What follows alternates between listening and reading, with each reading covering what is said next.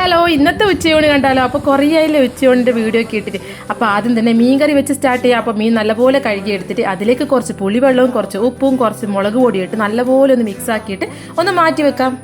അപ്പോൾ മീൻ മുളകിട്ട് വെക്കണോ അതോ തേങ്ങ അരച്ചിട്ട് വെക്കണോ എന്നൊരു കൺഫ്യൂഷനിൽ നിന്നിട്ട് അവസാനം ഫിക്സ് ആക്കി തേങ്ങ അരച്ച് തന്നെ വെക്കാം. അപ്പോൾ തേങ്ങയിലേക്ക് കുറച്ച് മുളക് പൊടിയും കുറച്ച് മഞ്ഞൾപ്പൊടിയും പിന്നെ ഒരു സ്പൂൺ നിറയെ മല്ലിപ്പൊടിയും കൂടി ഇട്ടിട്ട് ഒന്ന് മിക്സ് ആക്കിയിട്ട് വളരെ കുറച്ച് വെള്ളം ഒഴിച്ചിട്ട് അതൊന്ന് അരച്ചെടുക്കാം.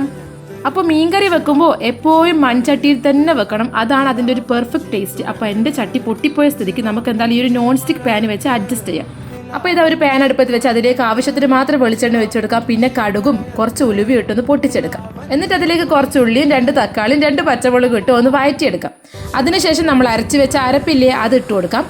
എന്നിട്ട് മിക്സാക്കി വെച്ച മീനും കുറച്ച് കറിവേപ്പില ഇടുമ്പോഴത്തേക്കും കറി റെഡിയായി. അപ്പോൾ ഇത് നല്ല ഫ്രഷ് കോവക്ക കിട്ടിയിട്ടുണ്ട്, അതൊന്ന് വറുത്തെടുക്കാമെന്ന് കരുതി അങ്ങനെ കോവക്കയിലേക്ക് കുറച്ച് ഉള്ളിയും പച്ചമുളകും തേങ്ങയൊക്കെ ഇട്ട് അതൊന്ന് വറുത്തെടുത്തു. ചില ഭാഗങ്ങളിൽ ഇതിന് മേക്ക് വരട്ടിയെന്നും തോരെന്നൊക്കെ പറയലുണ്ട്, ഞങ്ങൾക്കിത് വറവാണ്. അപ്പോൾ കറി വെച്ചപ്പോൾ കുറച്ച് മീൻ ബാക്കി വന്നിട്ടുണ്ടായിരുന്നു, എന്നാൽ പിന്നെ അതൊന്ന് ഫ്രൈ ആക്കി എടുക്കാമെന്ന് കരുതി അങ്ങനെ ഫ്രൈ ചെയ്തെടുത്തു. അതോടുകൂടി ഇന്നത്തെ ലഞ്ച് റെഡിയായി. പിന്നെ എന്താ പരിപാടി, ചൂടോടുകൂടി കഴിക്കൽ തന്നെ. അപ്പോൾ അത്രയേ ഉള്ളൂ. അടുത്തൊരു വീഡിയോ കാണാം.